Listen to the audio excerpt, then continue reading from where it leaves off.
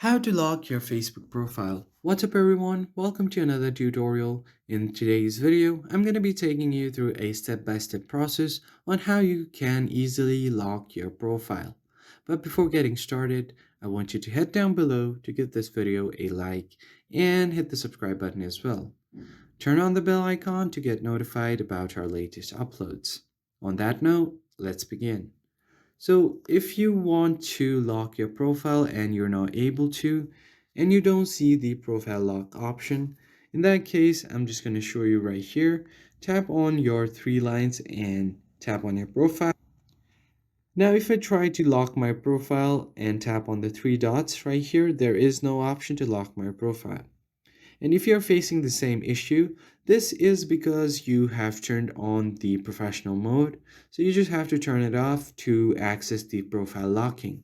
To do that, tap on the three dots and then tap on turn off professional mode, tap on continue, and then turn it off.